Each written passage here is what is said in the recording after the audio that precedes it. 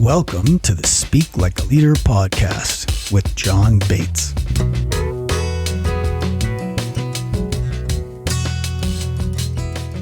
Welcome to the show. With me today, I have a super special guest in my book. It's one of the benefits of doing my own podcast is I get to choose the guests.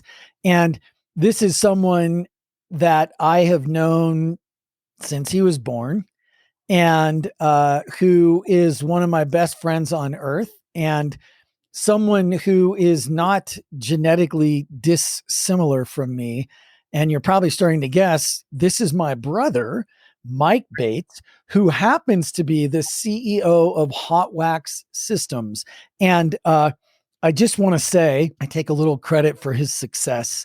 We'll tell you the story later, but he runs HotWax Systems, which is the number one implementer of an top level Apache open source project called OFBiz, Open for Business. And it is a CRM, product management, inventory management, web, all that stuff. I'll let Mike tell you about it, but that's who's with me today is Mike Bates, my brother, and the CEO of HotWax Systems, and someone that I respect tremendously and love a lot. Mike, welcome. Hey, thank you. I'm super stoked to be here. It's an honor. Well, cool. So let's tell the story of why I get a slight assist credit here. It's just a minor assist, by the way, but it was a minor assist at the right time, right?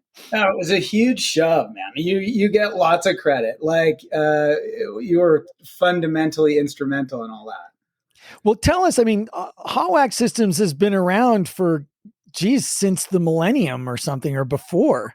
Yeah, I founded it in 1997. So you have had a business since 1997. I've been through a whole bunch of them since 1997. You've got this long running, very successful, awesome business. And it did all kind of start when I started working on the internet at Virtual Vegas.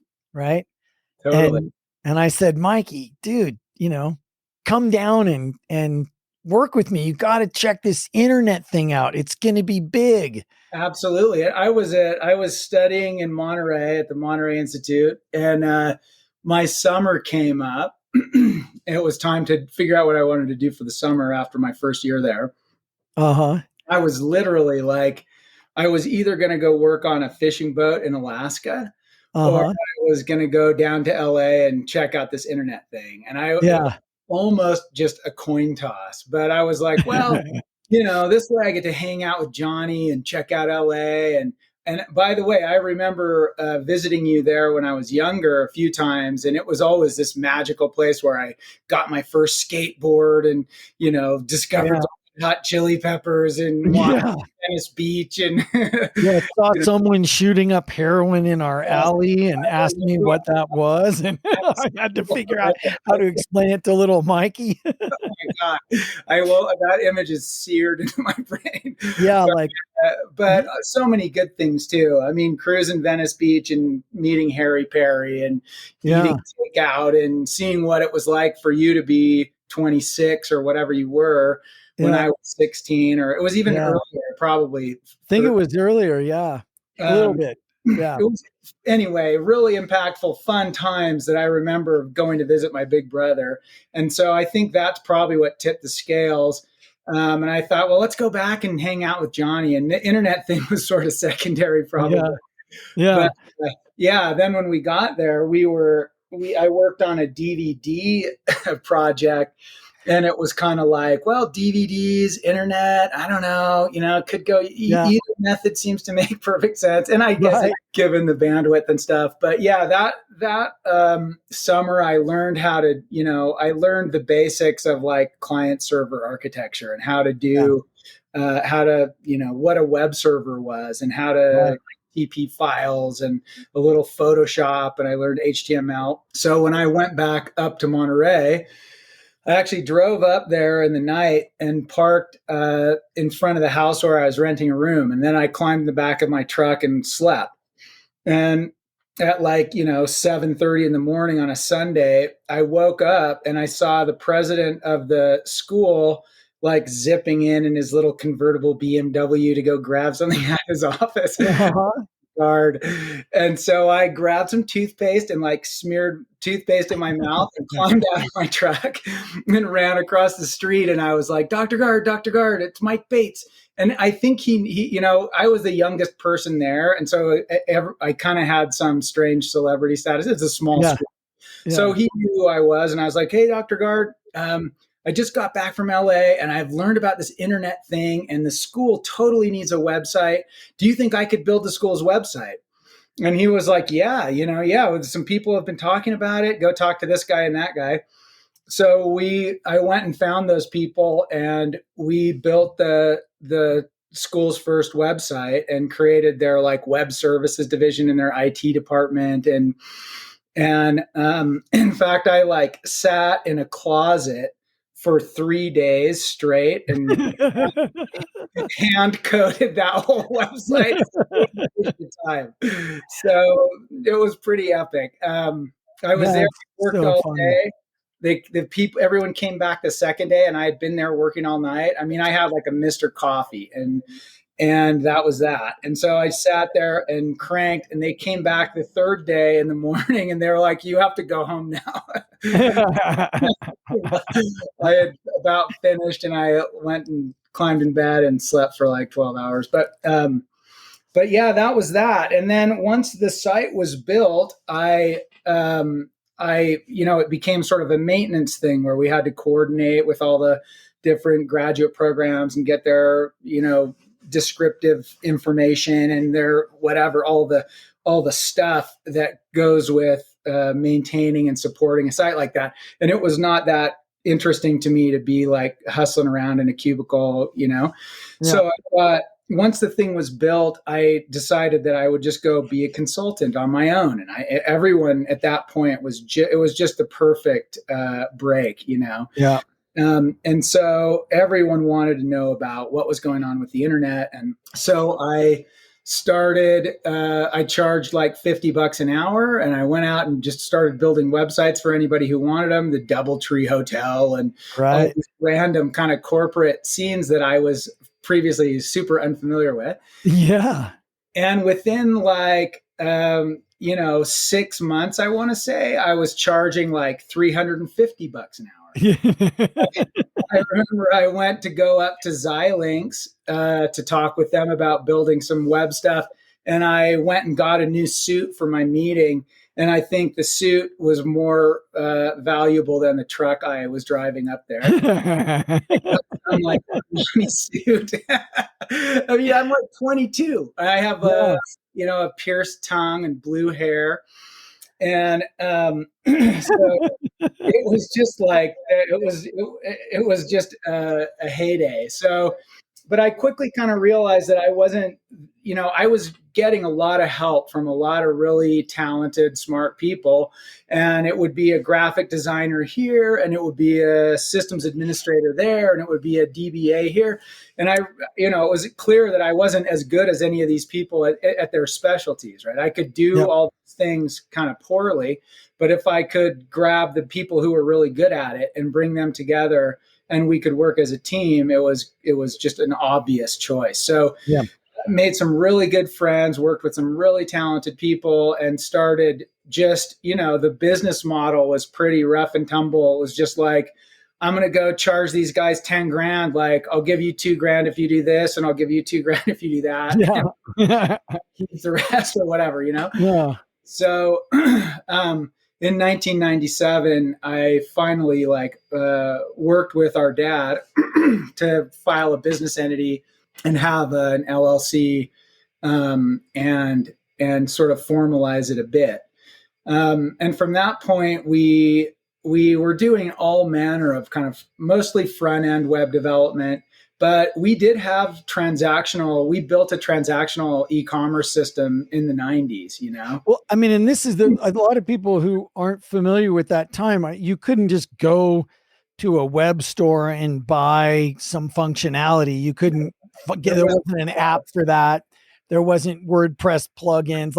anything you wanted like that, you had to hand code from the bottom up. There wasn't even Google, dude. I mean, Right. Yeah. Everybody was Yahooing. yeah, exactly, with your Hotmail or whatever. So, Right. or yeah, there are a lot of those MySpace kind of thing. But so Yeah. you're right. It was, to build a system that performed functional e-commerce transactions was not common at all. Yeah. And so we were in e-commerce really early, and we were also doing all other kinds of web kind of front end oriented development. A lot of Flash, and you remember Flash? Yeah. I totally. That was actually really fun. And Yeah. so, whatever people needed, it was kind of well, if a new technology came out and they wanted it, we'll go grab it and figure it out and build something for them. Uh-huh. It was really scrappy.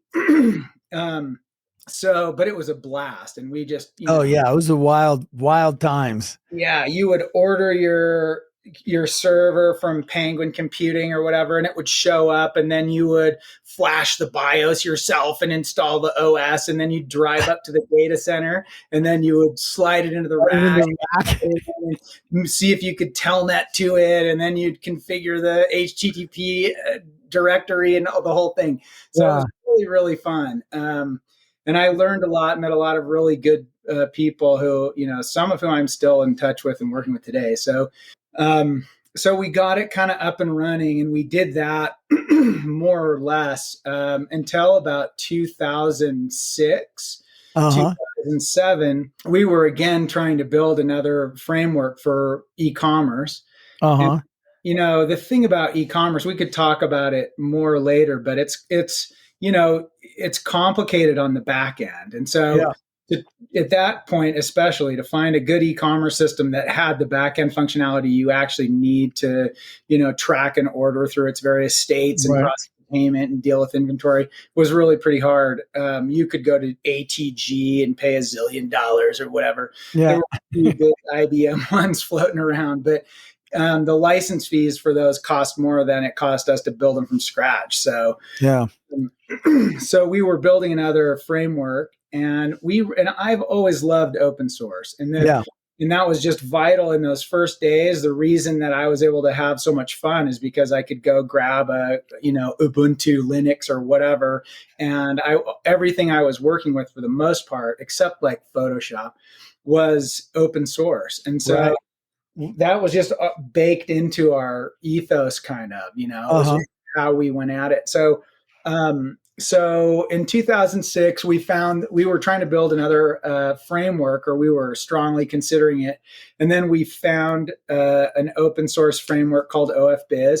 I think it was in the Apache incubator by then, or it was just about to. And now it's a top level project, but we found OFBiz and we thought it was really cool. I credit this guy, Tim Rupert, for having the vision to see that. Then Tim and I went and found David Jones and Andrew Zaneski, who created the framework. And we drove down to some small town in central Utah and met them.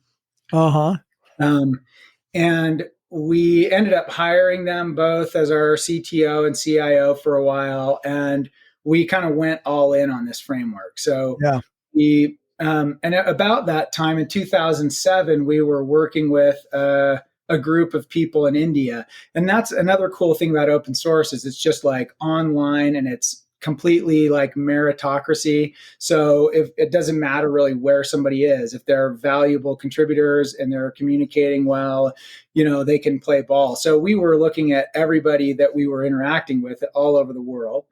And the biggest group that we found was a group in India, at a city called Indore, where we've been together. And it was kind of headed up by this guy, Anil Patel, who's a business partner in HotWax still today. And so we worked with that team for about 6 months. And then we thought, well, we should just formalize this. So we kind of merged the operations and kind of subsumed that company and became one. And And so, yeah, there, like I say, at that point, it was about 12 people. We had really all the experts in the framework on staff or in our orbit. And so we initiated this sort of internal professional development program we call HotWax University. I've And taught there. oh, yes, you did. You did. And we sort of established our best practices because this framework is big and complicated, and we can talk more about it. But you can go in there and make a huge mess if you don't do Right. it.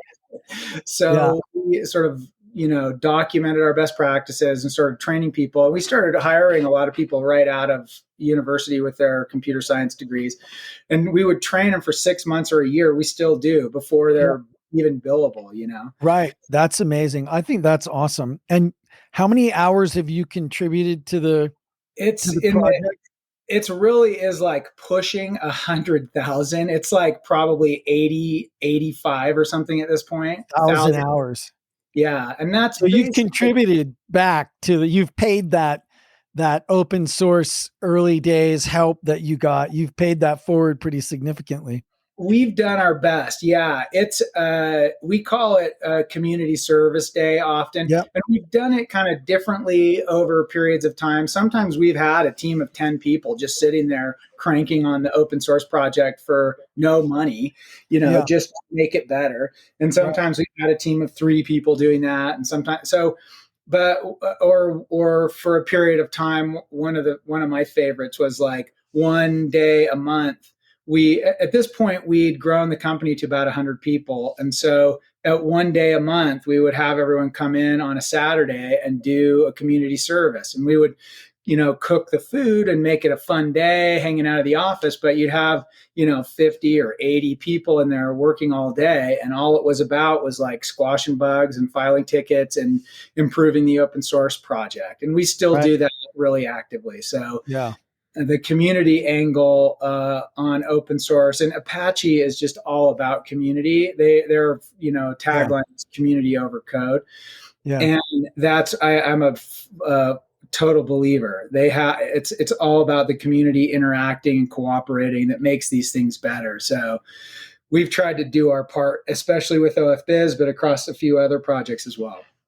Well, just for people who might not be as into it as you and me by association, what is the benefit of open source? Like, what are maybe the top 3 things that somebody who's an entrepreneur or who's a leader at a large corporation or whatever, like, what would you say, or what's a good mental overlay and a few important pieces about open source software in particular?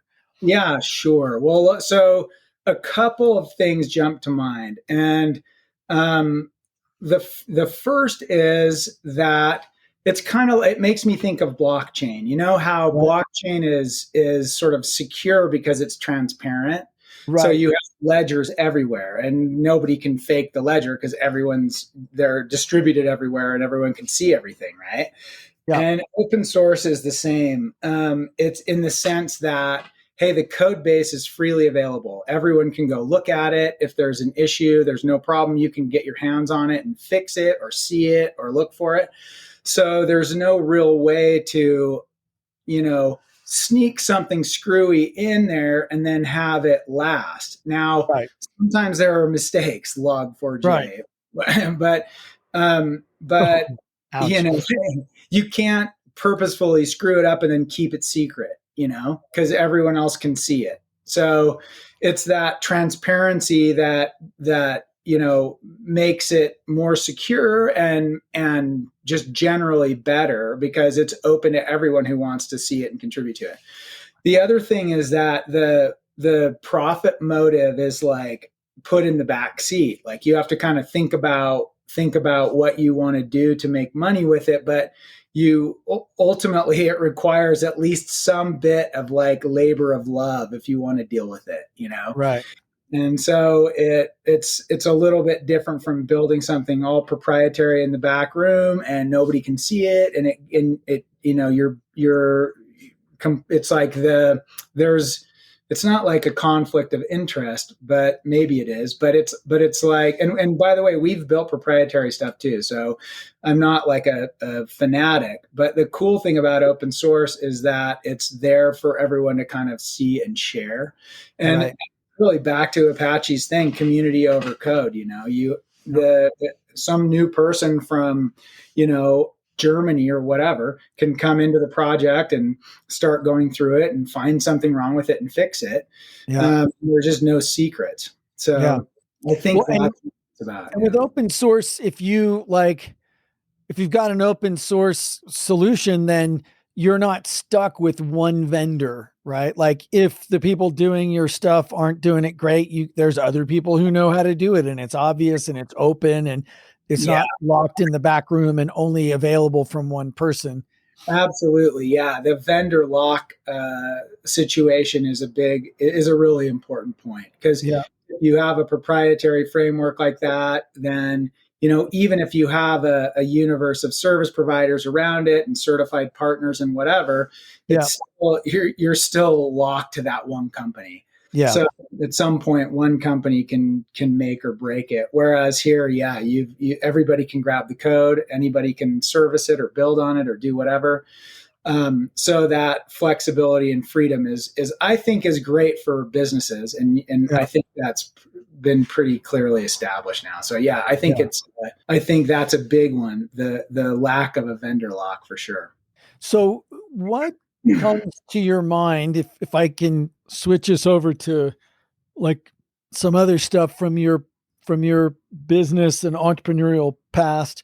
Who's what's something that comes to mind when I say leadership and communication? Like, who did you ever have a mentor? Did you ever have an experience? Like what comes to mind when I say that? Yeah. Well, I mean, at risk of sounding corny, it's completely true. Like I think of our dad.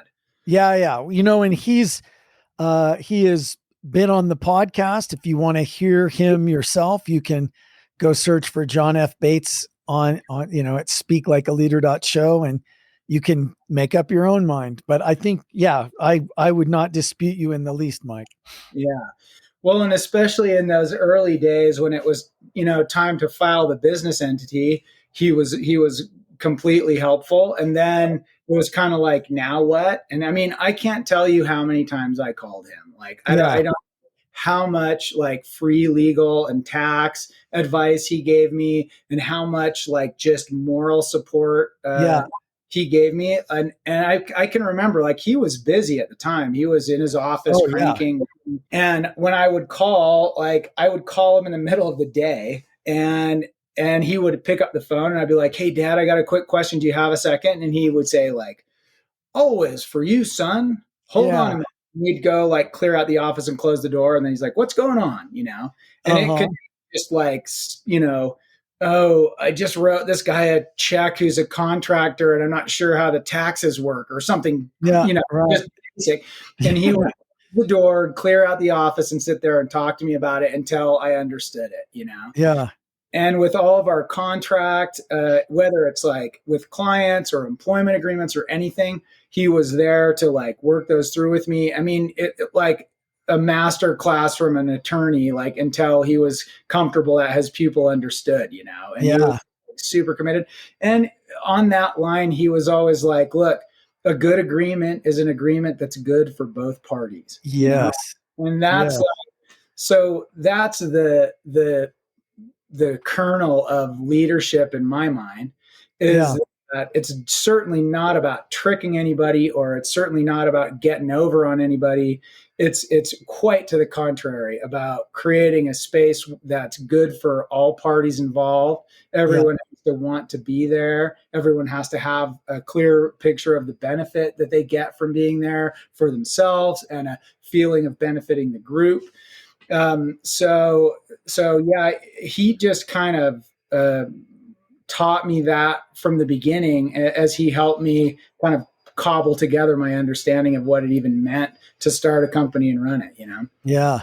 Yeah. That's fabulous. I, I have a similar experience, Yeah.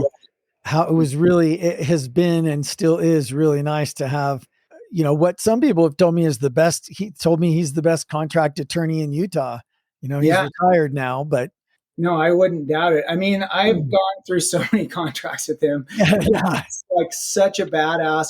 And he got me to the point where like now I read a contract and I guess I probably read it like he taught me to read it. yeah, And yeah, feel about it how he taught me to feel about it, and yeah, if it's unfair, never mind, you know what I mean? yeah, So, so yeah, I would agree. Like the guy is, he does know contracts like backwards and forwards and sideways. And the fun part is like he has anecdotes about the most random stuff that comes up. yeah, yeah, Time I was selling a DC-10, or I was, or yeah, one time I was dealing with a property in the Watergate or whatever, or I was in Russia being threatened by these people that, yeah, violence, or I was in this country doing that. yeah. Uh, he has like real life experience with all of the things that come up, which just really makes it like a total entertaining joy to work with him on that stuff. Well, and that's, I think, one of the places that I see this quote that I tell people all the time is, never tell a story without a point and Mm-hmm. never make a point without a story. And I do think that Dad has a great ability to just come up with some story out of his past that Yeah. really makes the point that he's trying to illustrate, right? Yeah, absolutely. Well, and an officer in the Marine Corps saw, action in Yeah, Vietnam, his career all the way through his corporate work and everything else. I mean, he's seen a lot, and yeah, he's seen people in really hard situations and watched how they could work with it. And sometimes yeah, they blew it, and sometimes they nailed it. And yeah, he's, it's invaluable to get that experience shared by him. I mean, yeah. he's really generous and he's smart about how he does it. So yeah, he's totally my hero. Yeah, totally. Me too. I remember when I was young, I think I was in, I don't know, early high school, maybe something. He said, son, be good to the people you see on your way up because they're the same people you're going to see on your way down. And you're going to see them on your way up again. And you'll just always be happy if you're Yeah, good to people. yeah, yeah, And God, it almost makes me cry because I thought about that. I would hear that, you know, I yeah, would hear that a lot throughout my life, just yeah. him telling me that and get present to it again and try to live up to that. Yeah, I think I hear you so much, and it's like, look, and it's not easy, and I've fired a lot of people, and I've hired a lot of people, and I've been in conflict with a lot of people, and hell, I've sued a couple of people, and so it's not like it's always all perfect and dreamy, but Right. I still think that for example, there's a guy who works for us now who I had to let go at one point, Uh, and it was really sad, and it was like right before Christmas, and he had a new baby, and I oh, had to let him go. And when he left my office, I cried. yeah. Yeah. Like I Yeah. felt like the I shittiest. remember, Mike. I remember that. I felt Mm, so bad, yeah. and I didn't. It's like I didn't have anything else I could do. I had Yeah. to let go a whole bunch of people, Yeah. and and it made me feel so awful. But I tried to do it like honestly and clearly, and help him. At least see that I really appreciated him, and it was really not something I wanted to do, and I valued him, and he was a great dude. Yeah. And a year or two later, I called him back and I was like, "Hey, business is back. We need that position. Would you come work with us again?" And he was like, "I'll see you. I'll be right there. I have to give me Yeah. 2 weeks notice, and I'll be right Yeah. there." Yeah. So I don't know. I think there's just no question. As, everybody should be as nice as they can be. Yeah. I totally agree. Just more fun, right? Yeah, it's way more fun. Way more fun. So any other anecdotes from him or any other people that influenced you in the realm of leadership and communication and things? Well, I mean, there are a lot along the way. Yeah. I have some really good friends who have had similar career paths. I have you as an obvious example. So there are a lot of people along the way, but you know, nobody stands out quite as much as Dad. So. Yeah. Good. Well, so what do you notice that, in from your, because you've got this kind of global perspective, at least you've got a binational perspective between the United States and all the people that you have in India.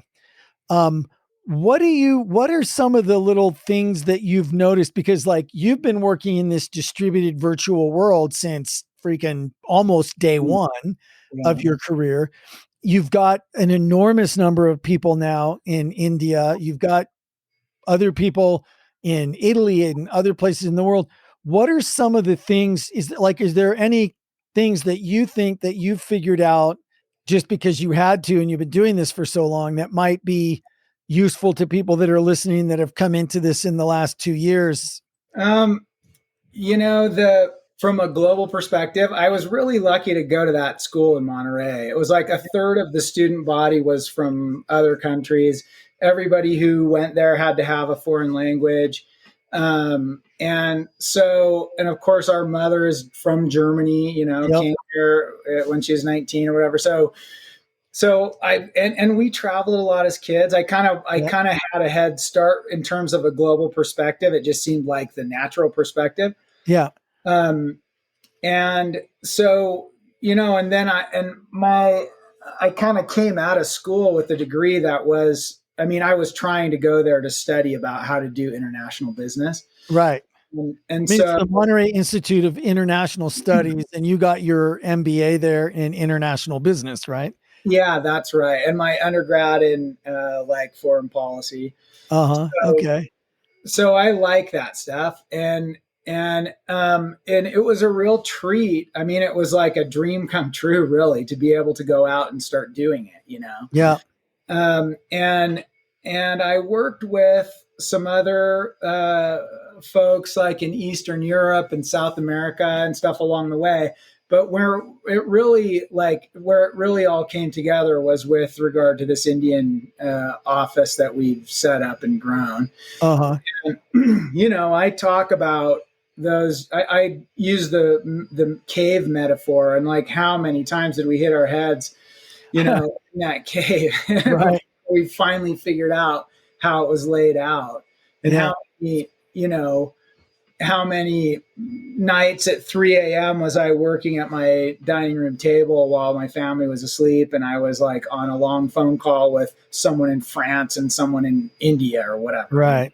like a lot. Yeah. So I mean, I don't know what I could really offer in the way of specific advice, but I would say, you know, being curious and having an open mind about how people do things differently and then how they map onto kind of the same things Right. underneath is really interesting. Something even so trivial as like a business entity type. We'll get a client from some other country and there'll be, this, there'll be such and such private limited or whatever. And Right. then you're Right. like, hey, what is that? Like, how does it compare to the ones that I know? Is it like Yeah. a corporation or is it like an S corp or is it like an LLC or what is it? Yeah. So I've always been curious about that, and it's fun for me to go learn about it. Yeah. So similarly, the sort of cultural value orientations and the tendencies at a cultural level are really really fun to figure out and to go drink chai in India or go uh,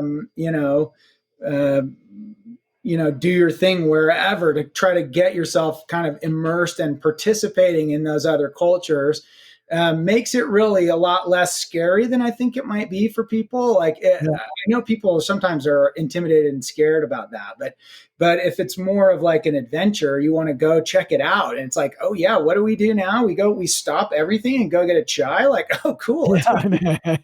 Yeah. or it's like pursuing an adventure with an open mind is how it really has been for me, and it's been a blast. I mean, visiting clients or working with employees in different countries around the world is like my favorite part of this whole thing. Yeah. Like I kind of think I think sometimes, like, what if it was just, what if it were just, what if we were in, Akron, Ohio, and everybody lived like a few miles from the office, and we were just doing our thing, and that was that. Like, Uh-huh. honestly, that's way less interesting to me, and it's not about a business model. It's not about cost savings or anything. Yep. It's just, a lot more interesting to me to go, whoa, we have this eclectic group. We have, like we're someone at HotWax is always awake, because Yeah. we're The distributed. sun never sets, Mike. Yeah, exactly. So to be able to kind of get, and I do just want to tie that to open source because that's the nature of it. Yeah. And I think that's the reason that we are how we are, is just because it's like a global meritocracy. So Yep. whoever's around and participating counts. And then, it might be their morning in the middle of your night and you want to talk to them. So get up, Yeah. and vice Worth versa. the 3 a.m. calls to be able to be tuned into the whole world. Yeah, exactly. Yeah. And sometimes I call them at their 3 a.m. too. Yeah, So right. it kind of pushes that traditional model of like a 9 to 5. Everyone's like homogenous. We all live within a 3 mile radius. Like, it's not that at all. It's Yeah. like, oh, it's like a global problem solving puzzle that's just fascinating. And it's whether it's the business practices or, visiting somewhere and going to see the tigers or whatever, Right. it's just a completely, it's a completely wild, super fun kind of global puzzle that I think if you approach it with open mindedness is just a blast. There's nothing to be scared of, and you see in the end all the commonality that underlies all the little decorations that are on top of them. Right. So as you learn the little patterns of decorations, you get to that common foundation underneath where you're like, oh, right, okay, well, Yeah. we do it this way in the US. I think they do it that way in Italy, and then they do it this way in Germany, and this way in wherever. And but a lot of these fundamental concepts are all the same. I Same mean, thing. yeah, Yeah. it is a really like a Benetton moment where we're just, it's we're all one people. Yeah. So are there any, is there like, do you guys do anything at HotWax like API, assume positive intent? Like, do you have any rules? Like if you're starting to get cranky, stop texting and pick up the phone. Like, is there anything like that? Or When you say API, I'm like, yeah, we're just writing a whole bunch of APIs right now. yeah, of course. Different- I meant assume positive intent. yeah, so and it does. So the company has sort of morphed a lot over the years, and I think a lot of those kind of tactical methods change, but the strategy is the same. Where we want to keep everyone feeling like they're part of the team, and we want to have sort of, at the very least, a baseline established of being really nice and helpful to each other, Yeah. right? So there's no prima donnas, Right. Yeah. and and if there is, I take her over to the side of the stage and I'm like, gosh, your voice is amazing. If you can just try to use it in a helpful way, we would. Yeah. So, Uh-huh. because we have like super hot shots, and that's great, Yeah. but there's like a team vibe of it's more than civility. It's like, especially in the indoor office, it's just a straight up family model. Right. So, Right. like I was mentioning, those community service days, one team would be assigned to come in and cook for everybody else, and they loved it. Like they were Yeah. like, oh, we have a kitchen on the roof, and there's an open roof with a kitchen and a dining area, and they would go up there and set up and cook all this great food for everybody and just delight in serving their fellow HotWax folks. Yeah. And so that kind of family model and that supportive model, and in our Salt Lake office now, it's like these are some of my best friends. Really, Yeah. we are really, it is really familial. Yeah. And yeah, there are no like, I can't think of any sort of easily recitable phrases that we turn to remind people what to do, but we do make it super clear. Like if someone is being an ass, we tell them like, you're being an ass and here's what you should do instead. Yeah. And that works, and so that's kind of the way we go at it. Is it's case by case, and it's also sort of phase by phase in terms of the broader company. We adjust the tactics, but the main thing is to keep everybody like on a team contributing together toward the same goal. Yeah. And kind of present to being on the team. Yeah. Oh, feeling valued to be on Yeah. the team. Yeah, Yeah. totally. And I think that's a lot of it. If you make the effort to say we have this team and you're on it, well, you really need to make sure you say, and we're so glad you're on it. Yeah. And contribution is unique and super valuable. And thank you for being here. We appreciate it. And by the way, like anything that I'll ask you to do, you could ask me to do. So if Yeah. I'm going to call you at 3 a.m. and wake you up, you bet you can call me at 3 a.m. and wake me up. That's a fair deal. Well, So yeah, that one loops us back to Dad, because I remember him telling me that, even though, because he was the commander, right, of the platoon, I guess, that he had there with his 6 Ontoses and dudes and stuff. yeah, So he couldn't go. He couldn't go crawl the perimeter and double check that wasn't his job, right?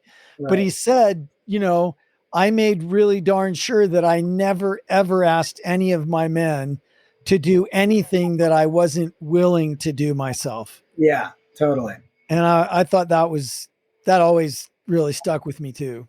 I think that's really good advice. And I think that if you set that vibe up, it really does go viral in your team. Everybody gets it. And there's definitely no like stuffy hierarchy happening. It's about it's like we're all human beings. We all have families and lifestyles and whatever that we're trying to support. And we're stoked that we're on this team with these great people. And we know if there's a problem, we'll go to them and talk to them and be straight with each other. And yeah, you bet. If I'm going to ask you to do something, then I would do it myself. Like if I were able. Sometimes I'm not technically able, but I will really. And a lot of that was that what I was doing at 3 a.m. for all those years was like sitting there with people who were doing stuff that I couldn't do, like giving them guidance to whatever degree I could and moral support. Like why you're doing this, this part probably isn't that important, but if you focus on that part, it would be great. And if you're going to be sitting up all night programming on something, I'm going to sit up all night with you on the phone, talk to you, Yeah. I mean, dude, that definitely can make an enormous difference. I know people have done that for me. Yeah. Well, so is there anything that I didn't ask you about that I ought to ask you about? Let's see. I mean, I think that's a pretty good once through. Let's see. The only other thing I was going to say earlier, but the conversation moved on when you were asking me about other leaders who have inspired me or taught me. Yeah. I had a stint where I worked at a corporate company, and I was like a product development leader. And HotWax was still running at the same time, right? I think I might have been helping you in the background badly. Oh, really? Oh, maybe. I would, answer a couple of emails a week, and I don't think I did a very good job. I remember that. Well, don't feel bad at all. So anyway, it was good. We kept the company rolling, and I got to take this opportunity to go get this corporate experience. And although, I have some, it was kind of a shitty corporate experience like I might have expected. Yeah. There were, people backstabbing and climbing and fighting for power and doing whatever. That actually happens? I know. Who knew? Right? It was fascinating to go to the zoo and watch it up close. Yeah. But I also did learn a lot of actual like brass tacks. Like there's a spreadsheet that I still use a lot that came out of that stint. That was Uh-huh. look, if you're and I was lucky enough to have the CEO, at least for a while, was sort of trying to, I don't know, he was mentoring me, maybe he is, however you want to say it, but he shared a lot of straight information with me. And it was a company that was about the size that mine is now. And Uh-huh. so I was able to just kind of look through his eyes and see like, well, what's it like? I think there were 90 people. So what's it like to run a company with 90 people? Like, how do you keep track of everything? Yeah, Yeah, yeah. Yeah. it's important. And although I came out of that with some bumps and bruises and a little bit of bitterness, Yeah. really, I wouldn't trade it. I mean, it was Sure. awesome. And I learned a lot from that whole executive team. Setting all the political wrangling aside, I learned operationally how to run a business like that, and Yeah. what KPIs they were tracking and how they would turn this one up and what to do if that was happening. And so I learned a lot from that. And I remember earlier on, Dad used to always say, well, get a job. If you need to get a job at IBM or something, you could do that. That's not going to hurt your resume or whatever. You don't have to stay there. Uh-huh. And as I clacked my tongue ring with my blue hair, I was like, that's not happening, right? But eventually I did have that chance to go dip into corporate land for a minute. Yeah. And it was super insightful because, setting all the political bullshit aside, just taking a look at the machinery and seeing how all the pieces fit together and where all the knobs were Right. was really, really useful. So I guess my point is, don't be afraid of trying something that seems like it might be out of your lane, because you might just find some really valuable information along the way. Yeah. I love that. I think that's great. I think that's great. Well, and I know that, we've got a lot of entrepreneurs. We also have a lot of people in big corporations listening. And I think that this has been a nice cross section of stuff for everybody. I really appreciate you joining me, Mikey. Hey, man, it was really my honor to be here, and I hope it's in support of your audience, and certainly it's in support of you. I love that you're doing this, and I'm just honored that you asked me on. So thanks for having me. Well, you're welcome. And shout out to Matt Nesburn, because I know he's going to be listening to this one with particular attention. All So, right, Nesbitt. and thank you to all of you who listen. I just really, really appreciate it, and I do my best to bring you valuable guests with things that matter. And if you've got people that you want to suggest, if you ever want to reach out and let me know what you think of the show, any of that stuff, I'm John at johnbates.com now. You can send it to John at Executive Speaking Success or John at johnbates.com.